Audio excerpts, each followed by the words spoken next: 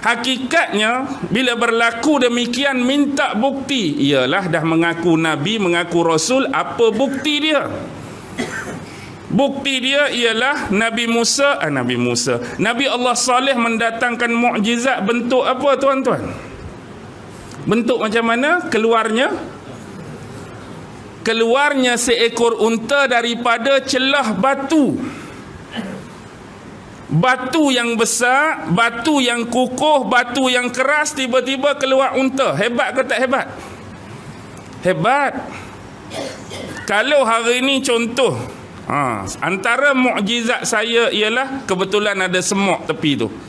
Lepas ni akan keluar seekor anak lembu. Tiba-tiba keluar sungguh. Betul lah, kebetulan anak lembu keluar semok. Tu bukan mukjizat. Hak ni batu. Memang dari sudut akal, logika dan rasional binatang apa pun tak akan keluar. Unta lagilah besar. Lembu ke, kerbau ke, seladang ke, memang untuk logik akal tak akan keluar daripada batu. Tetapi bila keluar, apa yang berlaku? Ada sebahagiannya beriman kepada Nabi Allah Saleh, tetapi yang menentang terus menentang. Bahkan lebih jauh mereka merancang untuk apa? Untuk bunuh unta tu. Bunuh mukjizat tu. Lalu mereka berpakat. Bila mereka berpakat, maka pada malam tersebut mereka sama-sama, lebih kurang ada 9 orang semuanya, lingkung unta tu. Bila nak mereka buat pekerjaan terkutuk tu, tiba-tiba rasa gementar. Tangan mereka bergetar, jiwa mereka bergetar. Tapi akhirnya datang seorang wanita mempelawa anak-anak perempuan mereka yang cantik. Ni satu lagi nahas dan bahaya. Kadang-kadang kita nak buat satu dosa tu, mari dah perasaan tak best, mari dah perasaan tak sedap hati. Bahaya ni. Langgar peraturan ni. Langgar syariat ni. Macam dah tak berani. Tiba-tiba mari jenis malaun macam ni, dia tawarkan macam-macam. Makcik ada anak dara cantik, kalau hang bunuh ustaz, memang makcik bagi kat hang. Dia jadi lagu lain semangat tu. Betul. Jenis-jenis orang macam ni dia pergi topak pula. Kita tu berasa tak best dah, kita berasa tak seronok dah nak buat benda tu. Dia mari, kalau ni anak dara makcik memang milik hang lah. Anak perempuan makcik tu sekali dengan rumah-rumah, ambil lah kat hang. Dia jadi semangat lain. Semangat apa? Semangat nak tambah buat jahat tu. Ada tak jenis manusia macam ni? Yang orang nak berhenti, yang orang berhati-hati, yang orang dah rasa tak seronok, dia pergi topak nak suruh jadi juga benda tu. Tapi yang lebih sadis ialah nak bunuh unta mukjizat, seolah-olah nak menghapuskan mukjizat. Lepas pada dibunuh unta, mereka merancang nak bunuh siapa? Nak bunuh Nabi yang keluarkan mukjizat. Nak pi rumah Nabi Soleh, bunuh Nabi. Dalam sejarah ramai Nabi-Nabi, Rasul-Rasul dibunuh. Bahkan yang paling besar poin di sini ialah menghapus dan mematikan mukjizat. Poin menghapus dan mematikan mukjizat mereka guna dari sudut rasionalism. Memang mukjizat tak akan masuk pada rasional sampai bila-bila. Lalu hari ini dikreat satu pendekatan ideologi yang dipanggil rasionalisme. Mana-mana konteks cerita, mana-mana konteks sejarah yang tidak sejalan dan tidak selaras dengan rasionalisme, maka tertolak. Hak rasional saja. Contoh, sebab itulah isu Isra' Mi'raj jadi isu besar bila dikaitkan dengan rasionalisme. Masuk pada rasional tak isu Isra' Mi'raj? Memang tak akan rasional. Sebab malam tu Nabi naik apa? Naik buraq. Buraq pula boleh terbang. Hebat ni. Tapi tak masuk akal pula cerita ni. Rasional dia tak ada. Jadi kalau main dengan rasional, maka cerita ni seolah jadi cerita tahyul. Isra' Mi'raj jadi dongeng. Tetapi ini adalah mukjizat yang wajib kita percayai kerana Al-Quran menceritakan tentangnya, Rasulullah menceritakan tentangnya. Banyak lagi benda yang tak masuk akal. Cuba perhatikan dalam kisah Nabi Allah Sulaiman.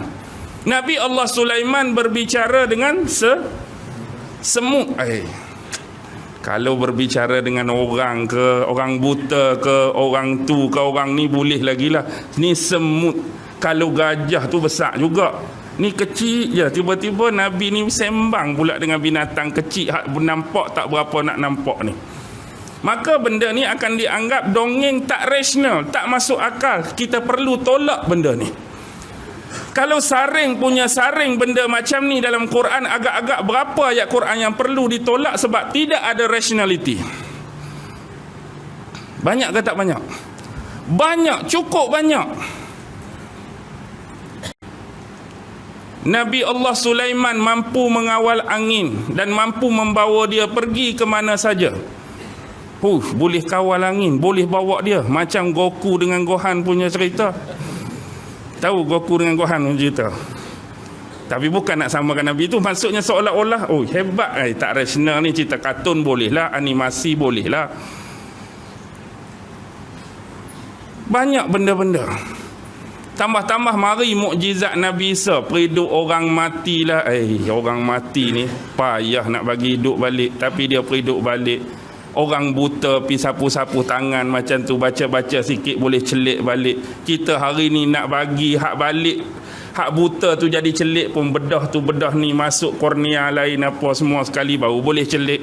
Ni akan sapu-sapu lagu tu. Tak rasional, tak rasional.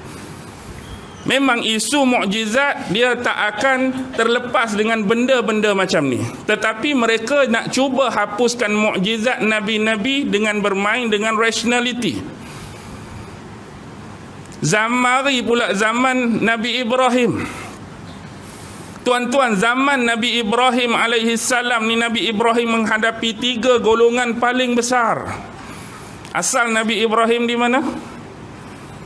Tanah tumpah darah Nabi Ibrahim di mana? Iraq. Di mana? Babylon. Perkampungan Faddam Arab, daerah Ur di Babylon. Itulah tempat lahir Nabi Allah Ibrahim. Nabi Allah Ibrahim bukan saja menghadapi Namrus. Tu pun banyak orang lawan, banyak orang tentang sebab dia punya dalil dan hujah tidak ada yang jelas.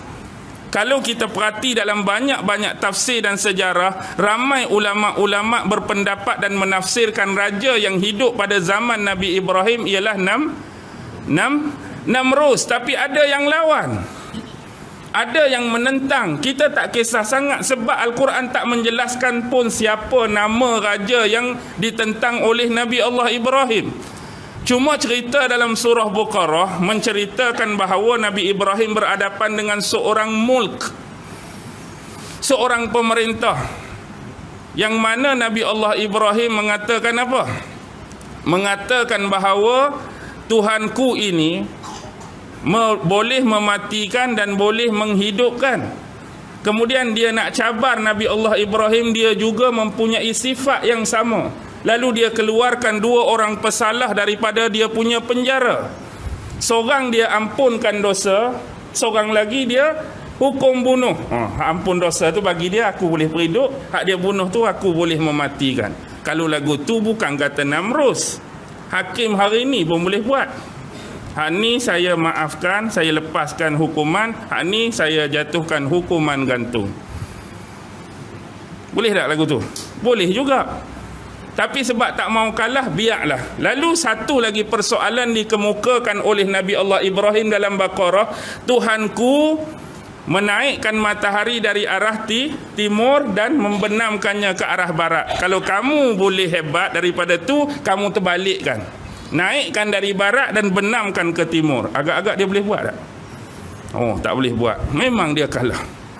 Tapi disebutkan tak nama ni? Tidak disebutkan. Sebab dia hanya penafsiran menyebut Namrus. Ada orang yang menentang dan melawan, tu bukan Namrus. Dia ada nama raja lain. Sebab persoalan tentang Namrus cukup panjang. Awal-awal tokoh-tokoh besar tamadun Sumeria, tamadun Pasar Gade, tamadun Uruk, tamadun Mesopotamia ni, dia mempunyai nama-nama yang pelbagai dalam waktu yang lain. Kadang-kadang zaman ni nama dia ni, tapi orang yang sama, individu yang sama, mari zaman lain dia bertukar jadi nama lain. Sebenarnya dia adalah watak yang sama. Ini perlu perbahasan yang panjang tentang Namrus. Bukan itu persoalan dia. Persoalan dia zaman Nabi Allah Ibrahim dah dihadapkan dengan satu individu yang mengakui dia adalah Tuhan. Yang kedua, Nabi Ibrahim terpaksa berhadapan dengan satu spesies yang sama macam bapak dia. Bapak Nabi Allah Ibrahim adalah tukang pembuat patung berhala. Maksudnya pada masa tu sudah ada yang mengidolakan berhala datang balik dah, zaman Nabi Nuh. Dan yang ketiga, ketika zaman pencarian awal Nabi Allah Ibrahim, maksudnya ada manusia zaman tu yang memuliakan bintang, yang memuliakan bulan, yang memuliakan matahari. Baik. Persoalan yang pertama, bab Namrus mengaku jadi Tuhan. Zaman hari ini ada tak orang mengaku jadi Tuhan? Kita mengharapkan kisah mengaku Tuhan habis pada Namrus, habis pada Fir'aun. Itu harapan. Tapi harapan tinggal harapan. Hari ini ada lagi tak mengaku Tuhan? Dalam data yang saya ada setakat 2018, dari awal sampai last, ada 15 hingga 17 orang yang pernah mengaku jadi Tuhan daripada pelbagai negara lah. Antaranya ada yang perempuan, tuan-tuan. Kalau hak lelaki tu okey lagi, bukan kata okey mengaku jadi Tuhan tu. Dah lelaki tu dia lain sikit. Perempuan, isu dia bukan setakat perempuan. Follower di belakang tu bukan 3 orang. Follower di belakang bukan ratus. Follower di belakang 1000. Perempuan yang mendakwa dia sebagai Tuhan. Bila 1000 ni kita tak reti dah akal dia letak di kepala lutut ke letak di mana. Bila mendakwa perempuan tadi sebagai Tuhan, dia ikut je memperakui bahawa wanita itu adalah Tuhan.